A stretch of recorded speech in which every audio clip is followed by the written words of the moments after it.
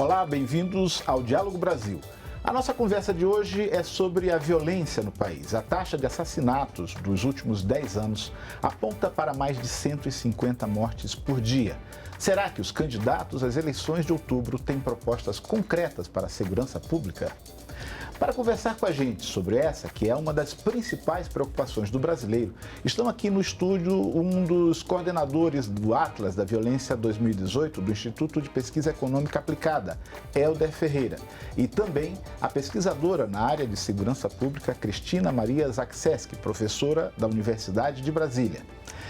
Mas antes da gente começar a nossa conversa, vamos ver com a jornalista Graciele Bittencourt mais detalhes da realidade mostrada pelo Atlas da Violência. A violência é um dos problemas que mais preocupam os brasileiros. E não é para menos, Maranhão. Nos últimos 10 anos, 553 mil pessoas perderam a vida devido à violência no país. Isso significa um total de 153 mortes por dia.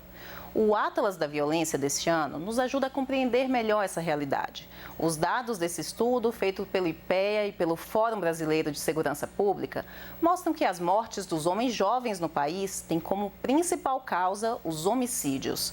Os assassinatos respondem por 56,5% dos óbitos de brasileiros na faixa dos 15 aos 19 anos. E essas mortes têm cor. 71,5% das pessoas assassinadas no Brasil são pretas ou pardas. Nos últimos 10 anos, o número de mulheres assassinadas cresceu 6,4%. E chama a atenção o estado de Roraima, que em quase todos os anos apresentou taxas de homicídios maiores do que a taxa brasileira. Maranhão, os números assustam e, com certeza, o tema da segurança pública vai ser muito discutido nessas eleições. Mas será que as propostas apresentadas pelos candidatos são realmente eficazes para combater a violência?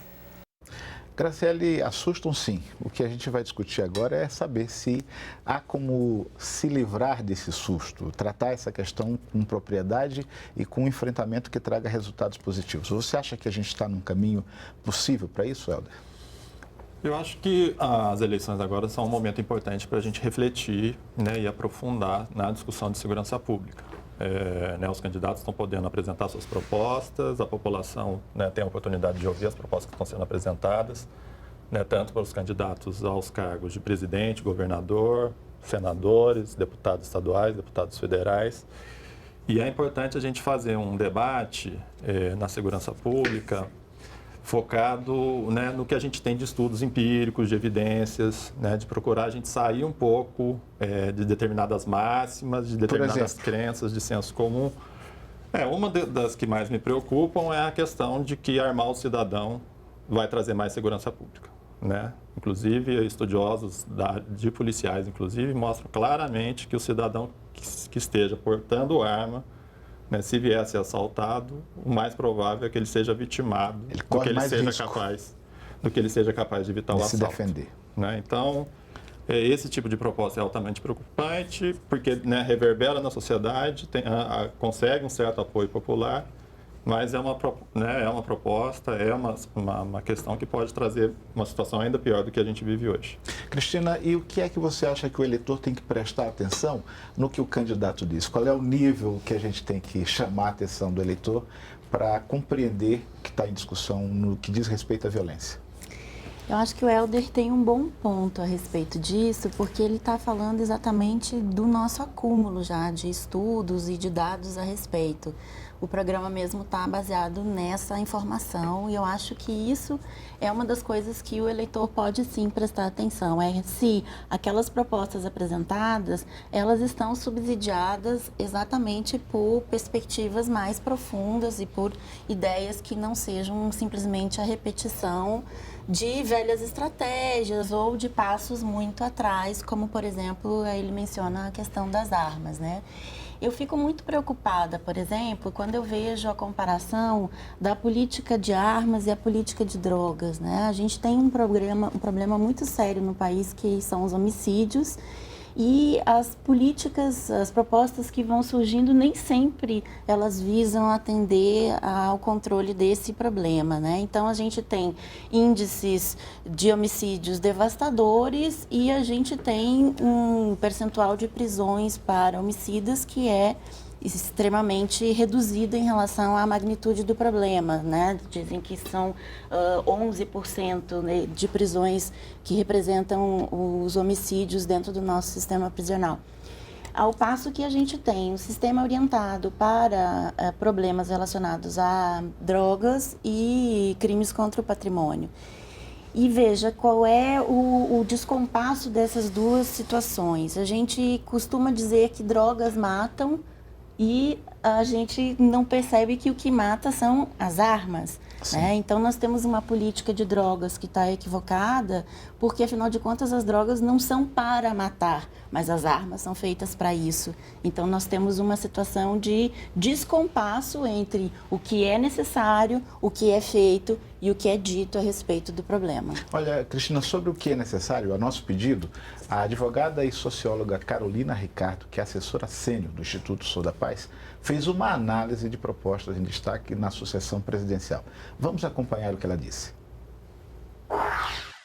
A gente está aqui para analisar as propostas dos principais candidatos à presidência da República sobre segurança pública, à luz da Agenda Segurança Pública e a Solução, elaborada pelo Instituto Sou da Paz, o Igarapé e o Fórum Brasileiro de Segurança Pública. A primeira questão positiva que aparece é que muitos deles tratam de controle de armas. As armas estão presentes em mais de 70% dos homicídios no Brasil e a gente precisa falar disso. Os candidatos conseguiram falar do tema de forma técnica, não numa lógica de desarmar o cidadão, mas de medidas de rastreamento, controle de munições, integração de bancos de dados. Isso é muito positivo. Um outro aspecto importante de destacar é a gestão do sistema prisional. Quase ninguém fala de como é que o Estado retoma o controle dos presídios, cria vagas de forma mais eficiente e mais humana. Por outro lado, há propostas de alternativas penais como forma de melhorar o sistema penitenciário, o que é positivo. Também vale a pena destacar que alguns candidatos propõem a criação de novas polícias, o que a gente não avalia como positivo. Vale muito mais a pena trabalhar primeiro a reestruturação da Polícia Federal, a integração com as polícias estaduais, para trabalhar também as fronteiras, do que criar novas polícias. E por fim, é positivo que muitos candidatos tratem de prevenção. Como é que a gente trabalha as causas do problema, faz políticas para jovens envolvidos com violência, como forma de atacar o que gera o crime e a violência no Brasil. Helder, a Carolina trouxe questões que são essenciais, a Cristina já tinha falado sobre isso. Esse binômio armas e drogas estão no eixo dessa questão da violência no país, né? Você acha que ela está com razão nos pontos que ela aborda? Eu acho que sim, eu acho que ela destaca a importância das políticas de prevenção, né, que eu entendo que o sistema de justiça criminal nosso, ele está sobrecarregado, certo? Ele não consegue ter acesso, ter conhecimento da maioria dos crimes, né? Quando ele tem conhecimento, em muitos casos, não consegue investigá-los, quando investiga não consegue denunciá-los, quando denuncia não consegue condená-los, e após condenar não tem, né, uma política de reinserção social, né, de tratamento, de acolhimento aos presos e nem aos ingressos depois que saem das cadeias. Isso traduz um pouco essa falta de integração entre as polícias, é isso também? Sim, mas acho que no Brasil também a gente tem uma lógica, tem um senso comum, uma cultura de acreditar muito que o sistema de justiça criminal é capaz de resolver os nossos problemas.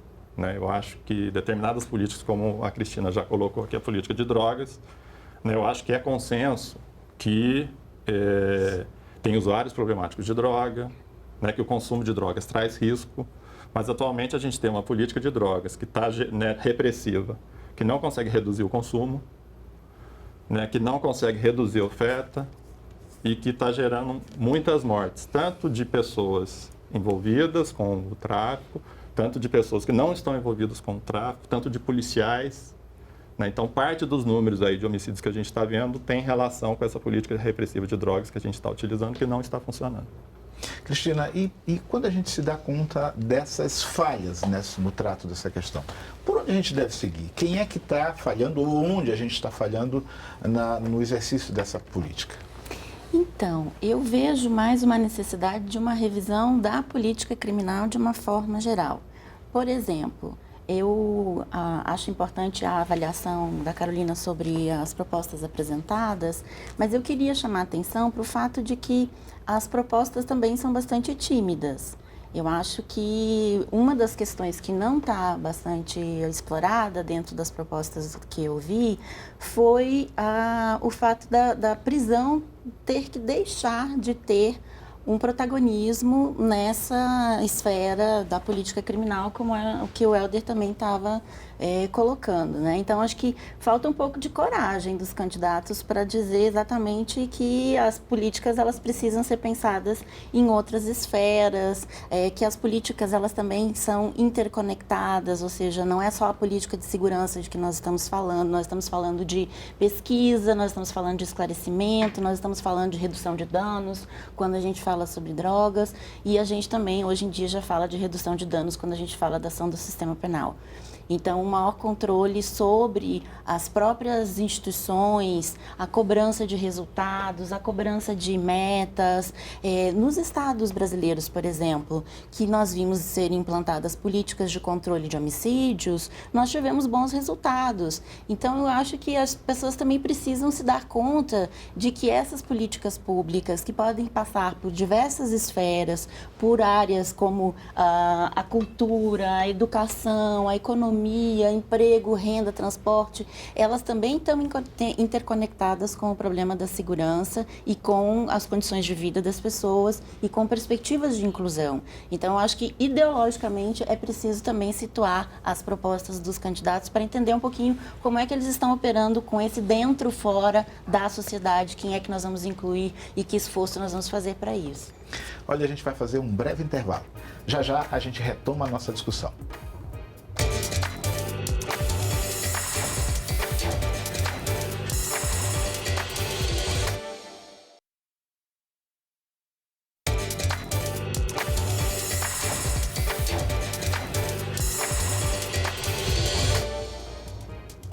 O Diálogo Brasil está de volta com a nossa conversa sobre a violência no Brasil. Vamos abrir este bloco com a participação do doutor em Educação e Políticas Públicas pela The George Washington University, Jorge Felipe Dantas. Ele é consultor em segurança pública e destaca o narcotráfico como ponto central dessa questão. Vamos ver. O narcotráfico e a posse e porte de armas ilícitas parece que são centrais na atual crise da segurança pública do Brasil. O narcotráfico, pela complexidade de um delito dito translocalizado, ele acontece em regiões afastadas do Brasil, cruzam o território nacional e terminam por produzir uma delinquência bastante agressiva em grandes centros urbanos, como é o caso do Rio de Janeiro, hoje sob intervenção federal e frequentemente com o enfrentamento das forças federais e locais contra os agentes do narcotráfico.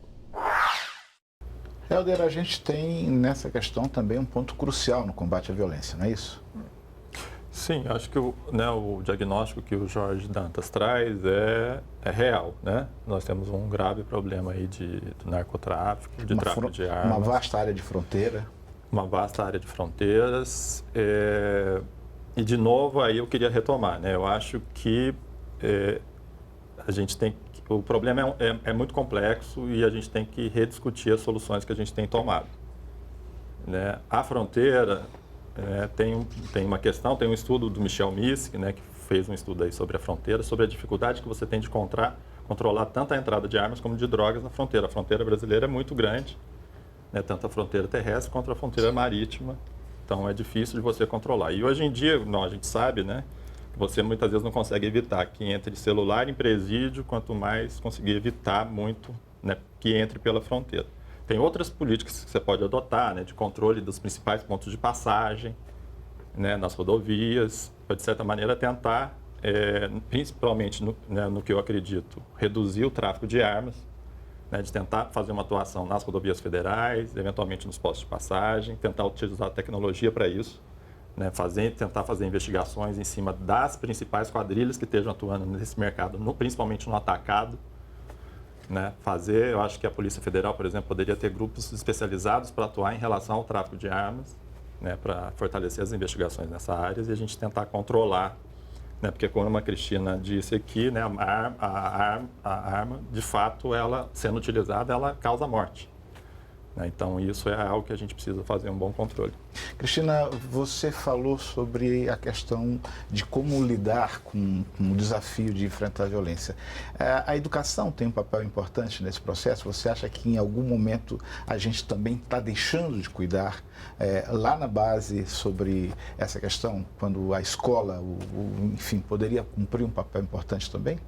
Sem dúvida, eu chamei atenção para o problema das outras políticas públicas e a educação é uma política forte na área da prevenção, só que nós vivemos num contexto de corte de gastos, de teto de gastos. Eu acho que isso sim, essa emenda constitucional do teto dos gastos, ela precisa ser revista, caso contrário nós não vamos ter uma política de prevenção na educação e na saúde como nós precisamos ter. Né? Que dirá pesquisas com maior profundidade sobre o problema das drogas. A questão do homicídio, das fronteiras, a gente já tem muitos dados sobre isso, mas me faltam dados sobre o problema das drogas lícitas e ilícitas, porque todo mundo chama a atenção das drogas, mas ninguém está falando de que drogas... Sobre quais drogas nós estamos falando, não é isso? Então, assim, a gente sabe que na dinâmica criminal, especialmente do homicídio, muitas vezes está presente o álcool, mas as narrativas, elas vêm com drogas ilícitas e ela, na minha percepção, não está comprovada do ponto de vista da investigação mesmo. Então, assim, falar de narcotráfico já significa você trabalhar com uma categoria de drogas que são narcóticos, né? Então, a gente está pensando um pouco também na questão do transporte, da produção e dos mercados, que são essencialmente mercados violentos, como disse o Jorge Felipe Dantas, mas são violentos porque operam num mercado que é ilegal. Então, a tese da descriminalização, da legalização das drogas, implica exatamente num acerto no seguinte sentido. Quando a gente trabalha com essa perspectiva, a gente trabalha com a perspectiva não de liberação e de incentivo ou estímulo, a gente está trabalhando com a perspectiva de controle, porque o mercado ilegal é o mercado que usa exatamente uma munição pesada para cobrar suas dívidas, e é por isso que nós temos tido uma certa quantidade de homicídios em controle aí, e é por isso que a gente também tem perdido muito espaço de controle dentro das unidades prisionais. Então, nós estamos prendendo exatamente essas pessoas que estão relacionadas a um comércio ilegal. Pensar numa legalização desse comércio, pensar numa agência reguladora para isso, que na verdade até já existe, e que cuida de drogas mais pesadas como os agrotóxicos, por exemplo, é pensar em políticas de controle que não se escondam do problema e que tentem, de fato, identificar onde é que nós podemos melhorar o tratamento que a gente está dando a essa questão das drogas dentro da nossa realidade, que é um problema cotidiano e que acaba afetando a todos nós se a gente continuar, né, fazendo de conta que ele não existe. Desconsiderando. Exato. Cristina, a Anistia Internacional destaca o crescente assassinato de mulheres negras no Brasil. Nós vamos acompanhar o depoimento da diretora executiva da entidade no Brasil, que é a Jurema Werneck. Vamos ver o que ela diz. O mapa da violência anterior ao Atlas da Violência dizia que, na verdade, o assassinato de mulheres brancas havia caído quase 10% entre 2003 e 2013. Já tinha aumentado substantivamente, quase mais que 50% no mesmo período para as mulheres negras. O que é que está por trás disso? É preciso a gente reconhecer que o racismo tem alguma participação nesse fenômeno, tanto no fenômeno da produção das mortes, mas também na falha dos dispositivos criados a partir da Lei Maria da Penha para proteger a vida das mulheres. Então, o que a gente precisa fazer diante dessa situação? Precisa revisitar os mecanismos de prevenção de violência contra as mulheres e reconstituí-los ou melhorá-los desde a perspectiva do enfrentamento ao racismo e do racismo que atinge as mulheres negras. E ainda mais, ver os mecanismos de proteção da vida das mulheres, a Lei Maria da Penha e todos os mecanismos que ela traz, e tentar, de certa forma, customizá-los para a realidade das mulheres negras.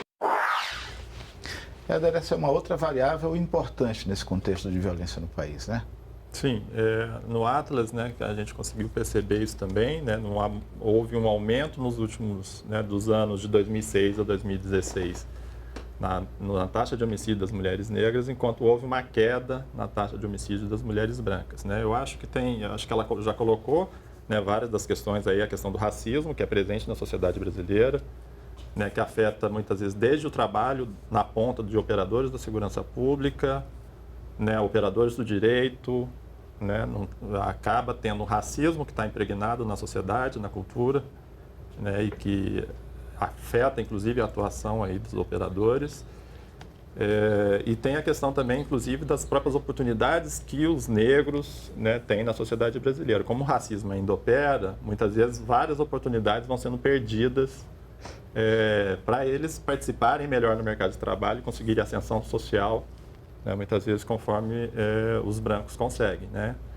Então, acho que uma das coisas que precisa ser enfrentado no Brasil precisa ser, de fato, reconhecido o racismo, porque ainda há uma parcela da sociedade brasileira que se recusa a aceitar que existe racismo no Brasil, e precisa ser discutido nas escolas, né, fazendo um trabalho preventivo, para que a gente cada vez mais consiga ir mudando isso ano a ano. Cristina, você acha que esse é um momento oportuno para se discutir? Porque muitas dessas questões são tratadas no Congresso, no Legislativo, né? E a gente vai eleger também um novo Congresso. Você acha que esse é o momento oportuno para ficar atento a essa questão também?